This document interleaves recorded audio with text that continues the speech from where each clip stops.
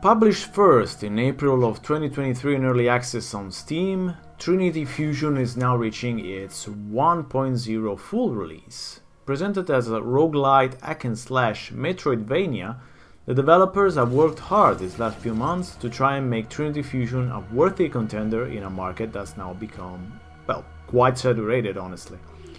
So does this game have enough unique feature to stand up on its own two multiverse legs? Let's fuse in and find out. The story of Trinity Fusion, written by sci-fi author Ada Hoffman, is all about multiverses, with Altara, our protagonist, being connected with a mysterious telepathic being, Maya, who tells her about the world being in danger. But Altara alone can't save the world, she will need the help of other two characters, which operate in their own universes. So they will have to fuse together, see, Trinity Fusion, and learn to work as a team, or, well, rather one body, to, defeat the enemies and the bosses.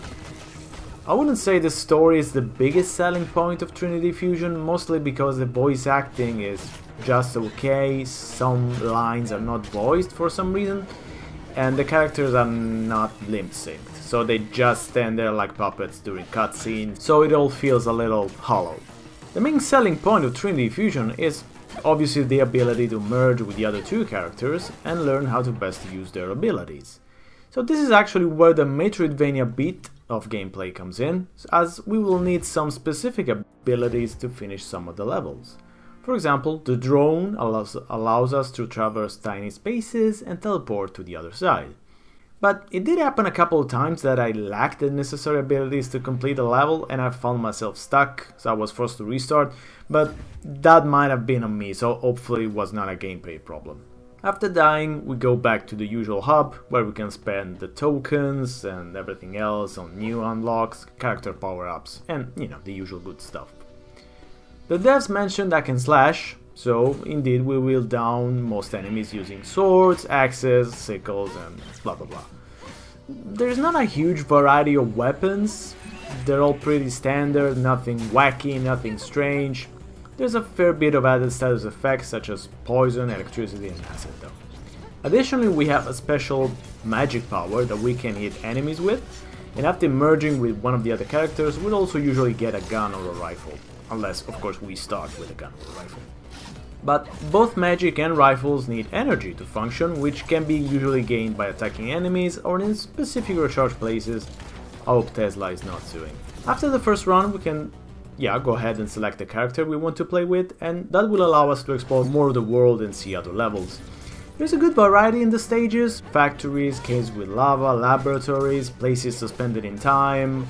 It is, very interesting, especially compared to how plain the weapons are. The enemies are mostly of the robotic kind, which might feel a bit repetitive, but there are a few standouts, especially of the huge variety of, enemies. Feels like different characters also bring higher difficulty. While I did keep my runs at the starter level, which is called Survivor, since it still seems to bring a fair challenge, I was barely able to finish the first level with the other characters. On the other hand, the bosses all felt a bit too easy, and most of them I vanquished on the first try. I usually died during the levels, not at the bosses, but it depends. But here comes my issue with Trinity Fusion, and this is one that's difficult to explain without you, the viewer, having played the game. The combat feels slightly off. I mean, everything works as it should, there's a dash, there's a double jump, but hitting the enemies doesn't feel as crunchy as one should expect, as precise also, compared even to, similar indie titles, budget ones such as Oblivion Override. Trinity Fusion feels slightly more floaty, and also dealing with airborne enemies can be frustrating. I wouldn't say it's always frustrating, but it definitely can be. Still, that doesn't mean I would call the combat in Trinity Fusion a bad dog. Bad dog. I mean, I feel like the devs have worked on it enough, so it definitely feels okay. It's fun for the most part. But this is the main thing you'll be spending time on, so it's a shame that it doesn't feel really as smooth and silky as, well, 80s, for one. So I realize I'm not doing a great job as a reviewer by not explaining in full, but again, without having tried it yourself, it's a bit difficult to exactly explain what's wrong with with it, because there's not a lot wrong with it. On the power-up side, well, I'm a bit more torn, honestly. I don't like the idea of being able to only hold one kind of item at a time. For example, you can have one health item and one power-up, and usually 2 specials. So, if you're holding one health item and you find an extra item, you'll have to drop or use the one you already have, and you would say, yeah, that makes sense, but this happens a lot. Like, imagine barely surviving a whole arena filled with enemies, a terrible combat, and at the end your reward is something you already have that you can't pick up because your inventory is smaller than Chris Redfield's.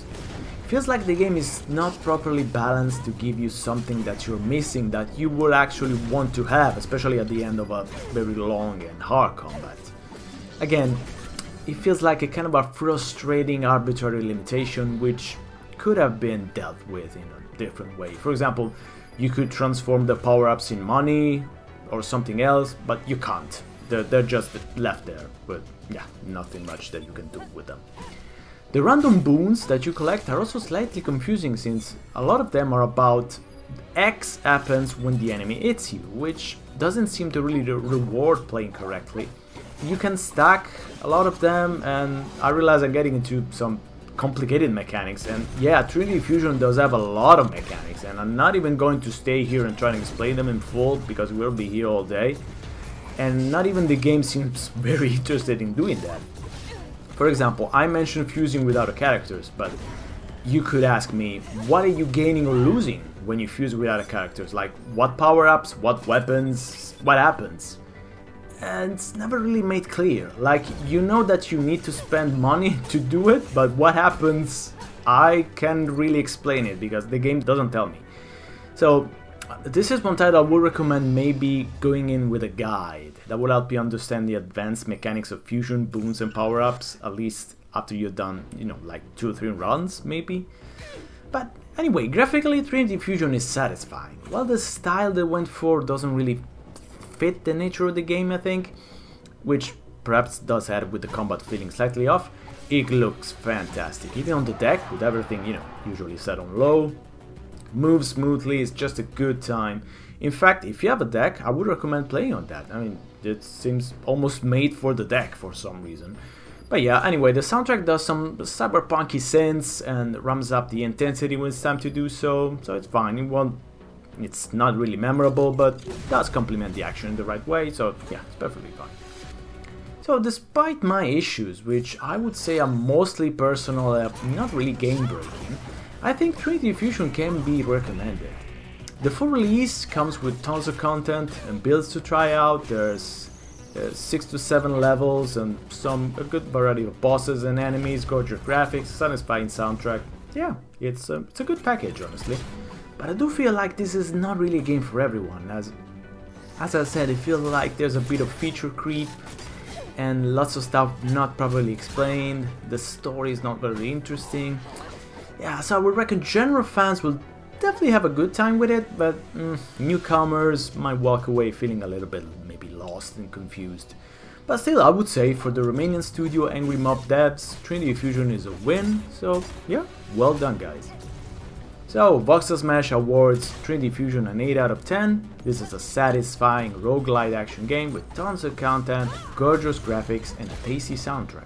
Give it a spin.